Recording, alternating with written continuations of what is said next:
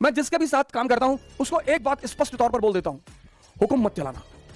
नौकरी एक ही करनी थी, वो मिली नहीं, तो मैं बस 2 वर्ड लिखता हूं, लिव डेंजरसली। क्या हुआ जो मैदान हार गए? अभी सब कुछ नहीं हारे। एक होटल के बियर बार में काम किया हूं। खुशियां बांटने की चीज है और दर्द पीने की चीज है। सिर्फ मुस्कुराने का मतलब यह नहीं होता कि आदमी किसी कष्ट से नहीं गुजर रहा है। जब तक बच्चे आसमान के नीचे सोते रहे, कल एक साहब कह रहे थे कि आजकल के बच्चे बड़ी महत्वाकांक्षा नहीं रखते। मैंने कहा उसका एक बड़ा सिंपल सा रीजन है, बड़ा साधारण सा रीजन है, वो छत से ऊपर देख ही नहीं पाते।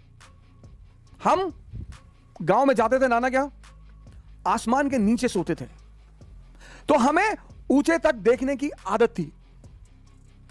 हम नाना के यहां जाते थे, एक एक महीने गांव नाना के यहां रहते थे। गांव में खुले आसमान के नीचे चारपाइयां बिछती थी सर, और जमीन से आसमान तक नजर जाती थी। हम तारे गिनते थे, तारे गिनते थे। जब तक बच्चे आसमान के नीचे सोते रहे, उनकी महत्वाकांक्षाएं बढ़ी रहीं,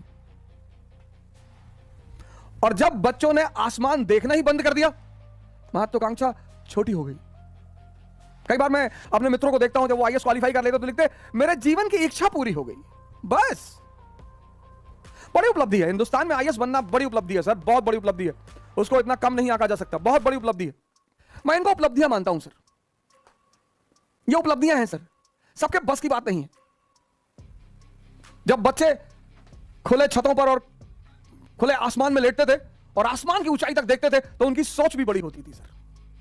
अब तो बच्चे गर्मी की छुट्टियों में गोवा चले जाते हैं, यूरोप चले जाते हैं। मां बाप उन्हें शायद आसमान दिखाना पसंद नहीं करते। एक बार फिर से अगर यह ट्रेंड शुरू हो तो शायद सोच की ऊंचाई भी बढ़े। हम सब ने दर्द को झेला है सर। सिर्फ मुस्कुराने का मतलब, सिर्फ चिल्लाने का मतलब यह नहीं होता कि आदमी किसी कष्ट से नहीं गुजर रहा है। लेकिन दर्द को गाने से कुछ भी नहीं होता सर। खुशियां बांटने की चीज है और दर्द पीने की चीज है। मैंने अपने जीवन में एक लंबा संघर्ष किया है। खाने के लिए भी सोचना पड़ता था सर। दिल्ली में जो डीटीसी के स्टॉप है, यहां पे सोया हूं, गुरुद्वारे में खाना खाया हूं, एक होटल के बियर बार में काम किया हूं। कभी फुर्सत से बताऊंगा आपको।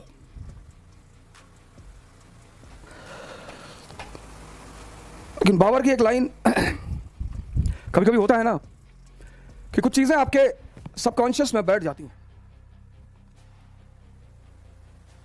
मैं आपसे कहता हूं बायोग्राफी पढ़िए, ऑटोबायोग्राफी पढ़िए, पता नहीं कौन सी लाइन आपके जीवन की दिशा निर्देशक बन जाए।